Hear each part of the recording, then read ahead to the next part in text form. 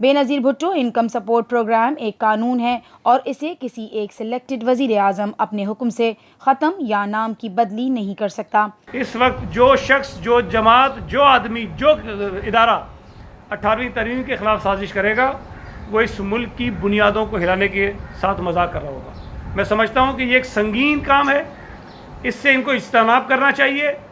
ये सियासी तौर पर अकल से बिल्कुल पैदल हैं, इनका कोई पॉलिटिकल विजन नहीं है, इनको ये पता ही नहीं है कि 73 का आइन क्या है, 18वीं तरमीम है क्या चीज़। बग़ैर सोचे समझे इस किस्म की बातें करना ये किसी भी तरह से इस मुल्क के मफाद में नहीं है। दूसरी बात, कल वज़ीर आज़म साहब ने, शायद उनको पता नहीं था कि रिकॉर्ड हो रहा है, बात रिकॉर्ड हो गई, किसी ने फरमाइश की कि बेनज़ीर इनकम सपोर्ट प्रोग्राम का नाम तब्दील किया जाए, उन्होंने कहा वो हो गया। इस तरह कहा जैसे वो शहंशाह हैं। किसी ने फरमाइश की, उन्होंने कहा हो गया। तो खान साहब, ये मुल्क किसी के बाप की जागीर नहीं है। ये मुल्क, इस मुल्क में रहने वाले 20 करोड़ से ज़ायद लोगों का मुल्क है।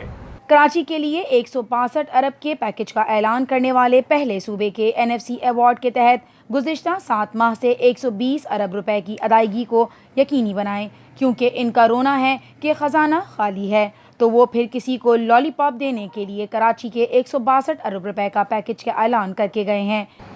162 अरब ना, बल्कि 23 मार्च को जब हम गए थे मज़ार कायद पे, यही गवर्नर थे, मैं कहता हूँ ना पैदल हैं, पता ही नहीं होता, वर्किंग के बगैर बातें करते हैं। पहले उन्होंने कहा हम 200 अरब रुपए का पैकेज कराची के लिए दे रहे हैं, आप सब मौजूद है शायद। फिर उन्होंने कहा कि नहीं, 200 से भी ज़ायद, शायद 220 का, 22 का, 23 का क्या था मुझे एग्जैक्टली याद है, लेकिन 200 से भी ज़ायद की बात उन्होंने की। चलें, वो 200 से सुकड़ के 4-5 दिनों में जो है वो 162 हो गया। अगर ये कराची के लिए दें या सूबा सिंध के दीगर ज़िलों के लिए दें, पैसे खर्च करें, उनका फ़र्ज़ है वो करें, उनकी ज़िम्मेदारी है वो करें, उनको करना चाहिए।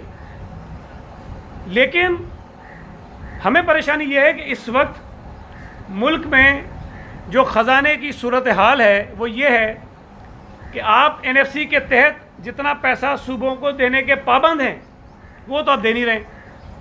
120 अरब रुपए सूबा सिंध को नहीं मिले, मैंने सुना है पंजाब को शायद इससे ज़्यादा नहीं मिले, KP को भी शायद बहुत सारे नहीं मिले, बलूचिस्तान को भी शायद वो दे रहे हैं, नहीं दे रहे हैं। तमाम सूबों के साथ ये काम हो रहा है कि उनको जितनी अदायगियाँ होनी चाहिए वो नहीं हो रही हैं। भाई, आप जितना पैसा देने के पाबंद हैं वो तो देने के लिए आपके पास है नहीं। 162 अरब रुपये आएंगे कहाँ से? सवाल ये बुनियादी है कि कहाँ से आएंगे। हमें वो बताएं ना कि ये कौन सी ऐसी खुफिया संदूक है जिसके अंदर आपने पैसे छुपा के रखे हैं जो आप सूबों को तो नहीं दे रहे हो। सईद गनी ने कहा कि वज़ीर आज़म पाकिस्तान आइन और कानून से नाआशना हैं और मैं दावे से कह सकता हूं कि उन्होंने 8 माह के दौरान एक बार फिर आइन या कानून की किताब को खोलकर नहीं देखा होगा। मैं हमेशा ये बात कहता हूँ, मुझे बहुत दुख होता है ये बात कहते हुए कि मेरे मुल्क का वज़ीर आज़म आइन और कानून को समझने से बिल्कुल पैदल है। उसको आइन की एक शिकरी पता, मैं आपको कभी मौका मिले पूछ लीजिएगा, कोई एक आर्टिकल उससे पूछ लीजिएगा कि ये आर्टिकल है क्या, या कोई एक इशू बताइएगा कि इस इशू पर आइन का कौन सा आर्टिकल लगता है। कुछ नहीं पता उस आदमी को। उसको ये नहीं पता आइन क्या होता है, उसको ये नहीं पता कानून क्या होता है, उसको ये नहीं पता आइन कैसे बनता है, उसको ये नहीं पता कि आइन में, कानून में, रूल्स में, रेगुलेशंस में फ़र्क क्या होता है, उसको ये नहीं पता है। बाग इब्ने कासिम पे 4-5 मरतबा उसका इफ्तिताह हुआ है। आकर कहते हैं कराची के मैदानों पर और पार्कों पर कब्जे हो गए। MQ को चार्जशीट किया, जो उनके साथ बैठी थी, मेयर बैठा था, और भाई उनसे पूछते कि तुमने क्यों कब्जा किया है ग्राउंड्स पर, पार्क्स पर। फिर कहने लगे शायद उन्होंने कहा बाग इब्ने कासिम पे सबकी नज़र थी। मेयर से पूछ रहे थे कि किसकी नज़र थी, वो बताते कि किसकी नज़र है, इनकी एक वफाकी वजीर है। वो पार्क के कोने में एक बिल्डिंग बनी हुई है जो टूटी है बड़ी मुश्किल से सुप्रीम कोर्ट के कहने पर, जो सुप्रीम कोर्ट के आर्डर पे टूट रही थी, फिर भी वो बदमाश आके बिठाते थे वहाँ गुंडे अपने। जाके पूछे ना मेयर से कि कौन है वो आदमी, कौन इस पे नज़र रख के बैठा था, कौन इसके ऊपर कब्जा कर रहा था पार्क के ऊपर आज भी। तो बस ये बातें उसने की हैं बात कि जिधर गया उसी मेज़बान को जलील करके आया है। वज़ीर आज़म, उनके वज़रा और गवर्नर सिंध सब कानून से नावाकिफ़ हैं। वज़ीर आज़म कहता है कराची का मास्टर प्लान बनाऊंगा। भाई कैसे बनाओगे? वो तो चीफ मिनिस्टर का काम ही नहीं, वो तो मेरा काम है, मेरा डिपार्टमेंट है लोकल गवर्नमेंट, हमारे पास है मास्टर प्लान, हम उस पर काम कर रहे हैं, ये कैसे बनेगा? फिर ये कहते हैं कच्ची आबादियों में हाई राइज बिल्डिंगें बनाएंगे। और भाई कैसे बनाओगे? तुम्हारी ज़मीन नहीं है, तुम्हारा हक नहीं है उसके ऊपर। जो कुछ करना है वो हमने करना है।